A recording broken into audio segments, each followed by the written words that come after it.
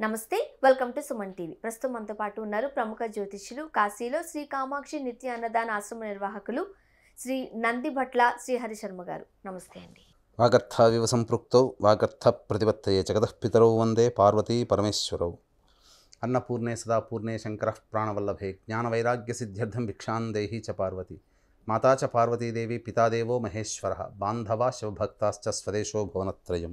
సదాశివసమారంభాం శంకరాచార్యమధ్యమాం అస్మదాచార్యపర్యంతం వందే గురుపరంపరాం. ఆదిత్యాయ చ సోమాయ మంగళాయ బుధాయ చ గురుశుక్రశనిభ్యశ్చ రాహవే కేతవే నమః. శృంగేరి జగద్గురు పీఠాధిపతులు శ్రీ శ్రీ శ్రీ భారతీ తీర్థ మహాస్వాముల వారికి, శ్రీ శ్రీ శ్రీ విధుశేఖర భారతీ తీర్థ మహాస్వాముల వారికి, కంచి కామకోటి పీఠాధిపతులు శ్రీ శ్రీ శ్రీ విజయేంద్ర సరస్వతి మహాస్వాముల వారికి ప్రణామములు తెలియజేసుకుంటూ కార్యక్రమాన్ని ప్రారంభిద్దాం. ముకుందా జ్యువెలర్స్ తెలంగాణలో మొట్టమొదటి ఫ్యాక్టరీ అవుట్లెట్ మన కొత్తపేటలో ఫిబ్రవరి 14న గొప్ప శుభారంభం. గురువు గారు, మీరు ఇంతకు ముందు చెప్పినట్టుగా రథసప్తమి రోజున అందరి ఆరోగ్యం బాగుండడానికి, లేకపోతే కోరిన కోరికలు నెరవేరడానికి చేస్తూ ఉండేవారు అని. మరి అలా జరగాలి అని అంటే ఎటువంటి నియమాలు, ఎటువంటి దానాలు ఆ రోజున ఖచ్చితంగా చేయాల్సిందే అంటారు? ఈసారి మనకు రథసప్తమి తిథి అనేటువంటిది 16వ తారీఖు రోజున ఉదయం 8:57 వరకు ఉంది. భరణీ నక్షత్రము 8:48 వరకు ఉంది. తదనంతరం వచ్చేటువంటిది కృత్తికా నక్షత్రము.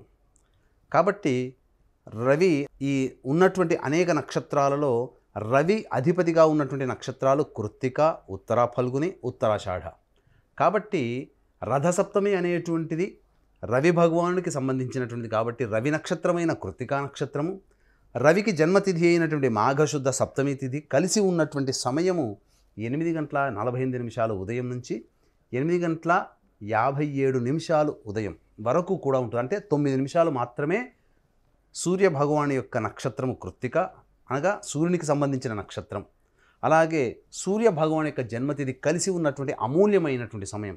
ఈ సమయంలో ప్రధానముగా చేయాల్సినటువంటిది దానములు. సూర్య ప్రతిమ దానము చేయాలి. అది వెండిదైనా బంగారుదైనా చేస్తే చాలా విశేషము.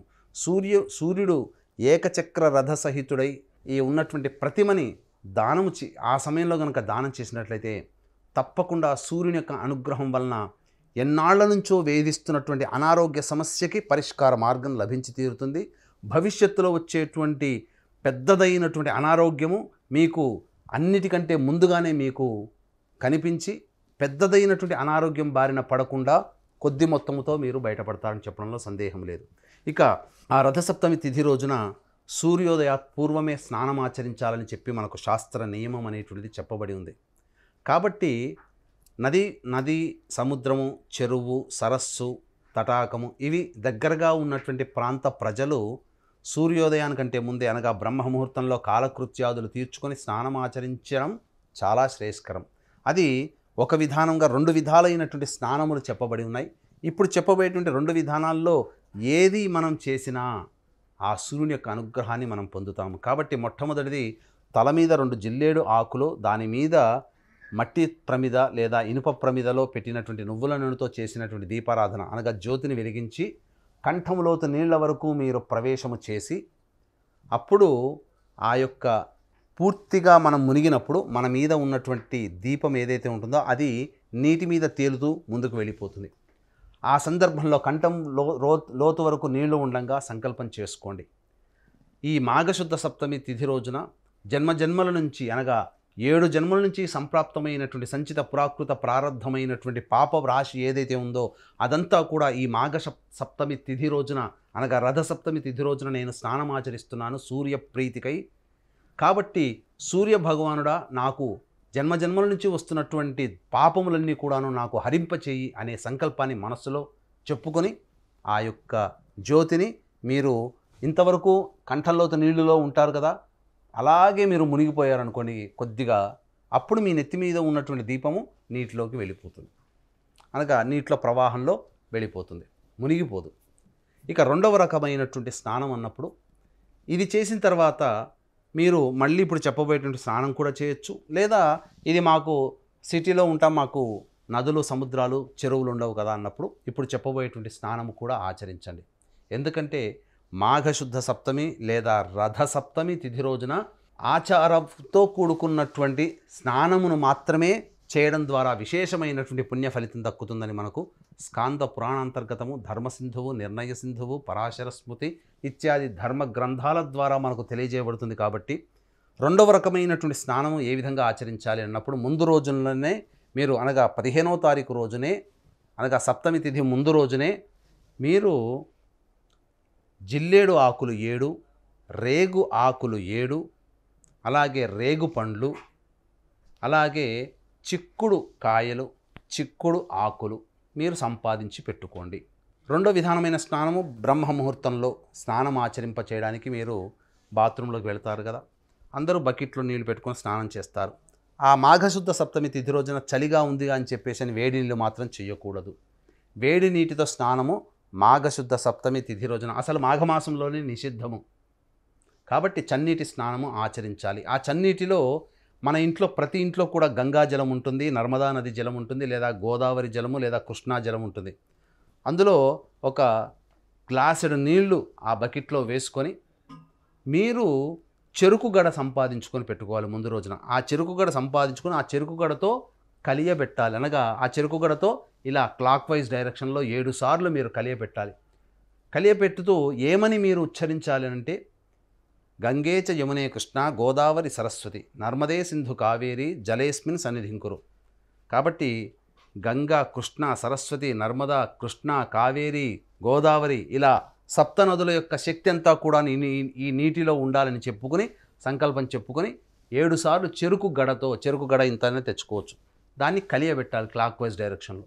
చేసిన తర్వాత ఆ సప్త నదుల యొక్క శక్తి అంతా ఆ బకెట్లో ఉన్నటువంటి నీటిలో ప్రవేశించిన భావనతో నిండైన మనస్సుతో ప్రశాంతముగా స్నానమాచరించండి.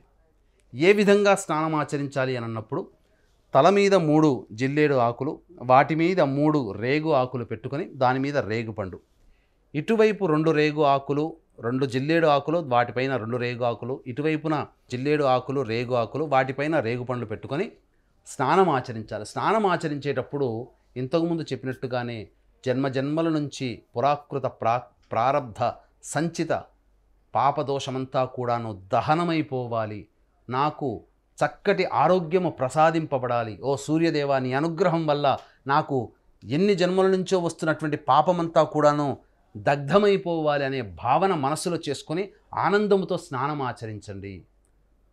శిరస్నానం చేయాలి. స్నానం ఆచరించిన తర్వాత ఇంటికి రాగానే సూర్యోదయం అవుతుంది కదా, ఆ సూర్యోదయం అవుతున్నటువంటి సందర్భంలో ఆ సూర్యునికి ఎదురుగా ఉండి సూర్యుడి యొక్క 12 నామాలు గూగుల్లో దొరుకుతాయి.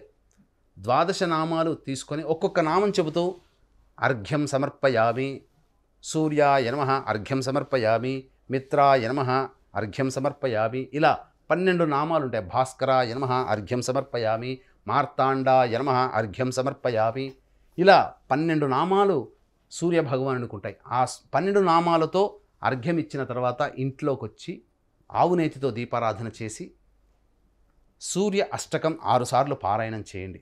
ఆదిత్య హృదయం 3 సార్లు పారాయణం చేయండి. ఇవి చాలు. మీకు ఇంకా భక్తి ఉంది, సమయం ఉంది అని అనుకుంటే మీరు విష్ణు సహస్రనామ పారాయణాన్ని చేయండి. ఈ విధంగా చేసినట్లయితే మీకు ఉద్యోగంలో కానీ, ఆరోగ్యంలో కానీ, సంపదలో కానీ మీరు ఈ మూడిట్లో లేదా చక్కటి సంతానం, ఎందుకనంటే కుంతీదేవి సూర్య భగవాన్ని ఉద్దేశించి అమోఘమైన తపస్సు చేసినది కాబట్టే ఆ సూర్య వరప్రసాదితమైనటువంటి కర్ణుడు జన్మించాడు. మహాతేజోవంతుడు, చూడగానే స్ఫురద్రూపి, ఎదుటి వాళ్లతో తన సమ్మోహనంతో ఆకర్షింపబడేటువంటి వ్యక్తి ఆ కర్ణ భగవానుడు. కాబట్టి మంచి సంతానం కలగాలి, తేజస్సుతో కూడుకున్న సంతానం కలగాలనే సంకల్పంతో ఈ రథసప్తమి రోజున మీరు ఆచరించండి.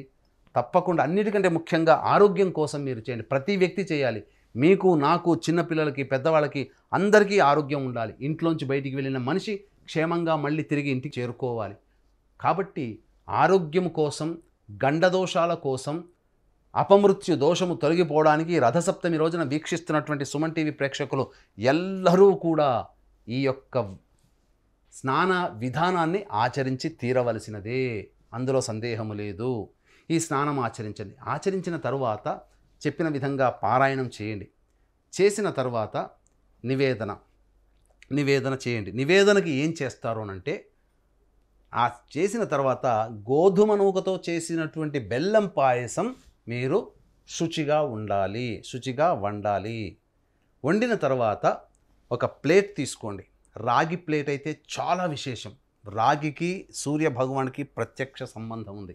రాగి ప్లేట్ తీసుకోండి, లేదు ఇత్తడి ప్లేటు, లేదు మామూలు మన ఇంట్లో ఉండేటువంటి ప్లేటు, శక్తి కొలది. ఆ ప్లేట్లో రెండు ఈ చిక్కుడు ఆకులు, మీరు చిక్కుడు ఆకుల్ని మీరు పెట్టండి. పెట్టిన తర్వాత మీరు ఎంతమంది కుటుంబ సభ్యులు ఉన్నారో, ఎంతమంది మిత్రులు ఉన్నారో ఆ యొక్క కుటుంబ సభ్యులకు సంబంధించి ముగ్గురైతే 3 2 6 జిల్లేడు ఆకులు, 3 2 2 2 అట్లా 3, లేదా 5 ఉంటే 5 పెట్టిన తర్వాత మీరు గోధుమ నూకతో పాయసం చేస్తారు కదా, ఆ ప్లేట్లో పెట్టిన తర్వాత పాయసం ఎంత తీసుకుంటాం, చెంచాడు తీసుకుంటాం, అన్నిట్లో కొద్దిగా వేయండి. వేసిన తర్వాత ఆ చెప్పిన సమయం ఒకటి ఉంది, ఏది 8:48 నుంచి 8:57 వరకు 9 నిమిషాల సమయం. ఆ సమయంలో మీకు వీలైతే బ్రాహ్మణుడికి వెండి, రాగి లేదా బంగారంతో చేసినటువంటి సూర్య ప్రతిమ దానం చేయండి. లేదు ఆ సమయంలో మనకు ఇంకా సమయం దొరకలేదు బ్రాహ్మణులు ఉన్నప్పుడు, ఆ సమయంలో ఆ 9 నిమిషాలు, 8:48 నుంచి 8:57 అద్భుతమైనటువంటి పుణ్య మహోదయ కాలము.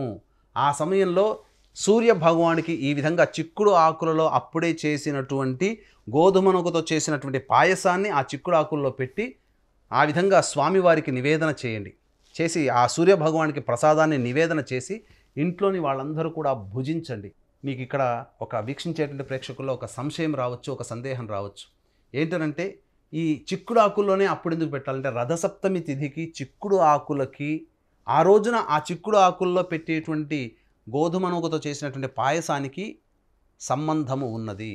ఆక్సిడైజేషన్, ఆక్సిలీకరణ, మనకు అర్థం కావాలంటే కెమికల్ రియాక్షన్ ఇలా జరుగుతుంది. ఆ చిక్కుడు ఆకులు గోధుమ నూకతో పాయసము ఆ రథసప్తమి రోజున సూర్య భగవానికి నివేదించినప్పుడు ఆ సమయంలో వచ్చేటువంటి కిరణాలు, చిక్కుడు ఆకుల్లో ఉండేటువంటి ఆమ్లతత్వం, గోధుమ నూకతో ఉండేటువంటి బెల్లంతో చేసినటువంటి దాంట్లో ఉండేటువంటి ఖనిజములు, ఇవన్నీ కలిసి అమృతమైనటువంటి ఒక పదార్థముగా తయారవుతుంది. దాన్ని భుజించడం వల్ల శరీరానికి కావలసినటువంటి పోషకాలు ఆ రోజున సూర్య దేవుని యొక్క అనుగ్రహంతో మన శరీరంలో ప్రవేశించి మనకు అనారోగ్యం తొలగిపోయి స్వస్థత చేకూరుతుంది. భవిష్యత్తులో వచ్చేటువంటి ఆ సంబంధించినటువంటి దోషములు, ఆరోగ్య దోషములు కూడా తొలగిపోతాయి. అన్నిటికంటే మించి 7 జన్మల నుంచి మనం మూట కట్టుకొని మోసుకొని వచ్చినటువంటి పాపము కూడా ఈ స్నానము, దానము, ఈ యొక్క గోధుమ నూకతో చేసిన పాయసం ఆ సమయంలో భుజించడం వల్ల తొలగిపోతుంది అని చెప్పడంలో ఏమాత్రం సందేహం లేదని చెప్పవచ్చు.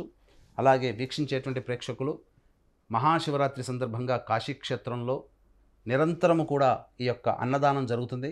శ్రీ కామాక్షి నిత్యాన్నదాన ఆశ్రమం ద్వారా మీ పెళ్లి రోజున కానీ, మీ పుట్టినరోజున కానీ, మీ యొక్క స్నేహితులతో, బంధువులతో మీ ఆనందాన్ని పంచుకోవడంతో పాటు కాశీలో ఉన్నటువంటి శివబంధువులతో కూడా మీ ఆనందాన్ని పంచుకోదలిస్తే అన్నదానం కోసం కార్యక్రమం తదనంతరం కాంటాక్ట్ చేయవచ్చు. అలాగే సంబంధించినటువంటి మార్చి 8, 9 తేదీలో మహాశివరాత్రి సందర్భంగా కాశీక్షేత్రంలో శతరుద్రయ పారాయణం, ఈశ్వరానుగ్రహం కోసం మహాశివరాత్రి సందర్భంగా శతరుద్రయ పారాయణం, విద్య, వివాహం, ఉద్యోగం, దాంపత్యం, సంతానం, అనారోగ్యం వంటి అన్ని రకాల సమస్యల నివారణకి 21 హోమాలు మహాశివరాత్రి సందర్భంగా కాశీక్షేత్రంలో జరపబడుతున్నాయి. కాబట్టి గోత్రనామాల నమోదుకు కార్యక్రమం తదనంతరం కాంటాక్ట్ చేసి పూర్తి వివరాలు తెలుసుకోవచ్చు. గురువుగారు, రథసప్తమి విశేషాలు, ఆ రోజు ఖచ్చితంగా పాటించాల్సిన నియమాల గురించి వివరంగా తెలియజేశారు. ధన్యవాదాలు. సర్వం శ్రీ ఉమామహేశ్వర పరబ్రహ్మార్పణమస్తు.